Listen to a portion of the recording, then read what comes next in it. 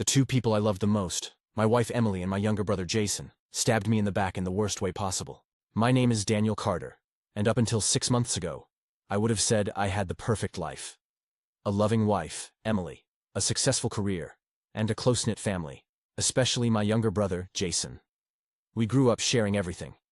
Turns out, he took that literally.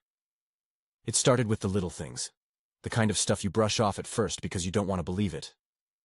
Emily had always been affectionate, but suddenly she was distant. She'd pull away when I hugged her, lost in thought. At first, I blamed work. She was a nurse, and the long shifts at the hospital were draining. But then, the phone thing started. She'd always been glued to her phone. Who isn't these days? But now, she angled the screen away when I walked by. If I asked who she was texting, she'd say, "Just Sarah from work," or "Mom," but her fingers moved too fast, like she was deleting something. Then came the late nights. "Another double shift?" I asked one evening, stirring pasta on the stove as she rushed out the door. "Yeah, staffing issues," she said, avoiding my eyes. "Don't wait up." But when I called the hospital later to see if she wanted me to bring her dinner, the charge nurse said, "Emily?" She left at 5. That's when the pit in my stomach opened up. The coincidences that weren't coincidences. Jason had always been around. He was family, after all. But lately, he was always there, dropping by when Emily was home alone. "Just checking in," he'd say. Or, "I was in the neighborhood." One night, I came home early from a work trip. The house was dark except for the flicker of the TV. Upstairs. I called out, "Em?" No answer. Then I heard laughter. Her laugh. The one she used to reserve only for me. I crept up the stairs, my pulse hammering in my ears. The bedroom door was slightly open. And that's when I saw them. Emily, in my shirt, the one she always slept in. Jason, sitting way too close on our bed, his hand brushing her knee. I must have made a sound because Jason turned. His face went pale. Emily jumped up, her eyes wide with panic. "Daniel, it's not what you think." But it was. The way they looked at each other, the guilt, the fear. It was all the confirmation I needed. The truth comes out, sort of. I didn't yell. I didn't even speak. I just turned and walked out, got in my car, and drove. No destination, just away. Emily blew up my phone. "Please let me explain. It was a mistake. It didn't mean anything." When I finally came home, she was waiting, tear-streaked and shaking. "It only happened once," she swore. But I wasn't stupid. I checked her phone that night while she slept. Deleted texts, a hidden folder of photos, hotel receipts, and the worst part? A missed call from her OB/GYN. She was pregnant. The DNA test. "Is it mine?" I asked flatly the next morning. She burst into tears. "Of course it's yours. How could you even ask?" But I had to ask. Because the dates didn't add up. Because Jason had been around too much. The test came back 2 weeks later. Probability of paternity, 0%. Biological father, likely a close male relative. I stared at the results, my vision blurring. My own brother, my wife. And now, a baby that should have been mine. I filed for divorce the next day. I used to think heartbreak was just a word. Then I sat in a lawyer's office signing divorce papers while my pregnant wife, no, ex-wife, was across town, probably in his arms. The DNA results didn't just destroy my marriage. They burned my whole life to the ground. The aftermath. Emily begged. Oh God, did she beg. "Daniel, please, it was a mistake. We were drunk, it meant nothing." Funny how cheaters always say that. It meant nothing. Then why did I find receipts for 4 different hotels? Why were there selfies of them tucked in a hidden folder on her phone? Photos taken months before I caught them. I threw her out that night. Changed the locks, let her cry on the porch for an hour until she finally left. The brother I no longer. No, Jason didn't even try to apologize. When I confronted him, he just shrugged and said, "It just happened. Like tripping over a curb, like spilling coffee. Not like destroying your brother's life, our parents." They took his side. "Boys, don't throw away a lifetime of brotherhood over a woman." Over a woman? She was my wife. The baby she's carrying has his DNA, not mine. But sure, let's all hold hands and sing Kumbaya. The last straw. 2 weeks after the divorce was finalized, Emily showed up at my door, crying, swollen belly. "I need you," she whispered, and for 1 weak, pathetic second, I almost let her in. Then she said the words that sealed it forever. "Jason left me." That's when I laughed. Actually laughed, because of course he did. The guy who stole his brother's wife wasn't exactly husband material. I closed the door in her face. What? Now? So here I am, 34 years old, divorced, betrayed by my own blood. And you know the sickest part? Some nights I still miss her. But that's the thing about betrayal. It doesn't kill your love, it just poisons it. And I'll be damned if I let that poison take me down too. They say when your world ends, you'll hear the crash, but that's not true. When I walked out of that doctor's office with the DNA results in my hand, the world didn't shatter like glass. It just stopped. Like someone had pressed pause on my life. The parking lot noises, the cars driving by, it all turned into white noise. All I could see were those words, % probability of paternity. The first 72 hours, I didn't sleep. I didn't eat. I just sat on the couch, staring at my wedding photo. On the wall, Emily in her white dress, smiling like I was the only man in the world. How long had she been lying to me? I went through her phone again. Really went through it this time. Deleted texts, a secret email account. And then I found it. A confirmation for a hotel room 2 days before our anniversary. The same anniversary where she'd kissed me and said, "Let's try for a baby." She was already pregnant, by my brother. The confrontation. I didn't plan what I'd say to Jason. I just showed up at his apartment at 3 a.m. and punched him so hard I broke his nose. He didn't even fight back. Just sat there, blood dripping down. His face saying, "I'm sorry, man. I never meant for this to happen." "Bullshit," I spat. "You meant to fuck my wife. You just didn't mean to get caught." The divorce papers, Emily cried when I handed them to her. "Daniel, please. We can fix this." "Fix what?" I asked. "The fact that you've been sleeping with my brother for months? Or the fact that you were going to let me raise his kid?" She flinched like I'd slapped her. Good. The family fallout, my parents defended him. "People make mistakes," Mom said. "You can't throw away your brother over this." "Over this?" I laughed. "He didn't steal my car, Mom. He stole my life." Dad just shook his head. "You're overreacting." That's when I walked out. The last time I saw her, Emily showed up at my door a month later, her belly just starting to show. "Jason left me," she whispered. "I should have felt something. Anger, victory, something. But all I felt was tired." "Yeah," I said. "That's what he does." Then I closed the door. The aftermath. So now I'm here. Alone. Some days I'm so angry I can't breathe.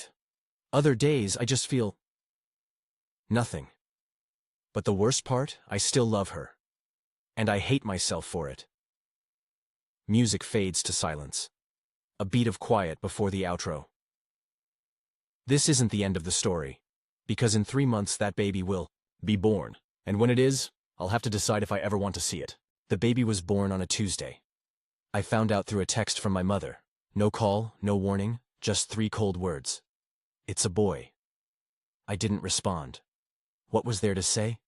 Congratulations? To the brother who stole my wife? To the woman who lied to me every day for months? But then the photo came. Just one. No message. Just a newborn wrapped in a blue blanket. Tiny fists clenched, face still red from birth. My nephew. Or, no, not mine, not really. Just a stranger with my brother's eyes and the woman I loved smile. I deleted it. Then fished it out of my trash folder an hour later, stared at it until my vision blurred. The first legal shot, Jason filed for full custody 2 weeks later. Not because he wanted to be a father, please. The guy couldn't commit to a gym membership. No, he did it because Emily dared to ask for child support. My lawyer slid the papers across his desk. He's claiming she's an unfit mother, says she's unstable after the divorce. I laughed so hard it hurt. She cheated, not strung out on meth. But then I saw the attached evidence. Photos of empty wine bottles in her trash. A screenshot of a late-night Instagram post she'd since deleted. Some days I don't know how to keep breathing. Jason's play was clear. Take the kid, punish her, and dump the actual parenting on our mother. And Emily? She showed up at my door that night. The midnight confession. She looked hollow. Dark circles, unwashed hair, that same damn maternity shirt she'd worn when she told me she was pregnant with my child. "He's going to take him from me," she whispered. I should have shut the door. Should have let her drown in the mess she made. But then she said the one thing I never expected. "The baby's sick, Daniel." Turns out little Noah had a heart defect. Needed surgery. And Jason? He'd already told the court he'd handle the medical decisions. He won't. Emily choked out. He'll just sign whatever the cheapest option is.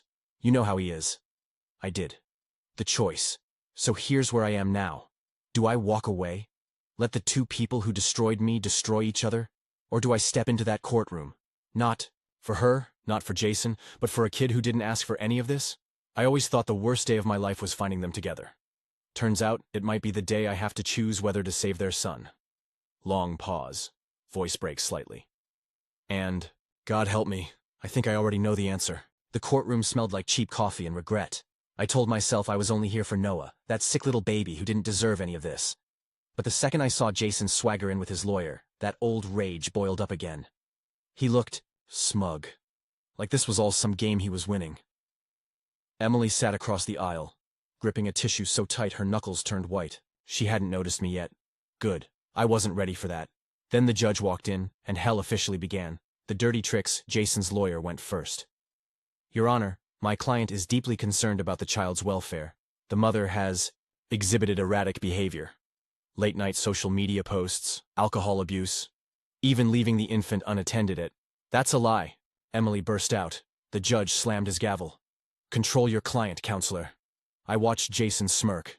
Classic move. Accuse her of everything he'd actually done. I knew for a fact he was the one who'd left Noah alone last month when he forgot to pick him up from daycare. Our mother had covered for him, like always. Then came the bombshell. We've also uncovered concerning medical history, Jason's lawyer said smoothly. The mother's family has a pattern of mental illness. Her own sister was hospitalized for... Emily made a sound like a wounded animal. That's when I stood up. The truth comes out.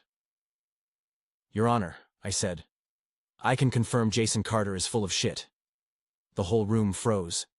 Even the stenographer stopped typing. The judge glared. And you are? Daniel Carter, the respondent's brother, and the man she was married to when she had the affair that produced this child. A gasp went through the room. Jason's face turned purple. I dropped my own folder on the table.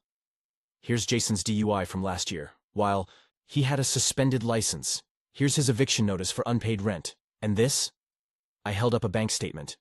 His account overdrawn by $3,000, the same month he stopped paying child support. Emily was crying silently. Jason looked like he wanted to murder me. The judge sighed. We're adjourning for today. Counselors, my chambers. Now. The parking lot showdown. Jason cornered me outside. You traitorous bastard, he hissed. You'd side with that slut over your own blood. I grabbed him by the collar. That slut is raising your sick kid while you play games. And my blood? I shoved him back. You poisoned that the second you climbed into my bed. He swung at me. Missed. I didn't miss. When security pulled us apart, I spat blood on the asphalt and looked him dead in the eye. Noah's getting that surgery, and you're gonna pay for every cent. Or I take this to the press, how the devoted dad tried to abandon his dying son. The hospital waiting room. 2 weeks later, I sat across from Emily in the pediatric ICU. Noah was tiny in that hospital. Bassinet. Wires everywhere. Why did you do it? She whispered. I watched the monitors beep. Not for you. A long silence. Then, so quiet I almost missed it. I never meant to love him. I didn't answer. Some truths don't deserve a response. The letter. They discharged Noah yesterday. This morning, I got an envelope. No return address. Inside was a photo of him smiling, healthy, and a single line. He has your frown. I burned it. Then I drove to the courthouse and filed a petition for visitation rights. I never thought I'd be back in this courtroom. The same wooden benches. The same stale air. The same judge peering down at us like we were some tragic rerun of a show nobody wanted to watch anymore. But this time, Jason brought a gun. The last stand. It happened so fast. 1 minute, the judge was reading the custody modification order, granting me supervised visitation with Noah. The next, Jason was screaming, "You don't get to take my son!" The first gunshot shattered the overhead light. Glass rained down as people dove for cover. I saw Emily clutch Noah to her chest and run for the exit. Jason swung the barrel toward her, and I tackled him. We crashed into the jury box, the gun skidding across the floor, his fist connected with my jaw. I tasted blood. Didn't matter. I'd tasted worse these past months. He's mine, Jason spat, wild-eyed. My son. My family. I pinned him down, my knee on his chest. You lost the right to call him family when you made him a weapon. The aftermath. They sentenced Jason to 15 years. Assault with a deadly weapon. Attempted kidnapping. Violation of a dozen restraining orders. Emily testified against him. So did I. Noah's almost 2 now. Calls me Unca Dan. Has my stubborn chin but his mother's laugh. The heart defect? Corrected with surgery. He'll live a normal life. Emily and I, we don't talk much. Just polite exchanges during visitation handoffs. Sometimes I catch her staring at me with those old familiar eyes, but the woman I married died the day she betrayed me. The unexpected truth. Last week my mother finally broke down. I failed you, she sobbed over coffee. I kept making excuses for Jason because I couldn't face what he'd become. I didn't forgive her, but I didn't walk away either. Some scars don't fade. The ending. You deserve. So here's the truth. Straight from a man who's lived it. Betrayal doesn't end when the story does. It lingers in empty bedrooms and family photos you can't bear to look at. In holidays spent alone and birthdays where the phone never rings. But if you're listening to this, if you're hurting like I hurt, know this. You survive. Not because it gets easier, but because you get stronger, and one day, you'll wake up and realize, the best revenge isn't hatred, it's living well without them. If this helped you, share it with someone who needs to hear it. And check my other videos, because sometimes, the darkest stories teach the brightest lessons.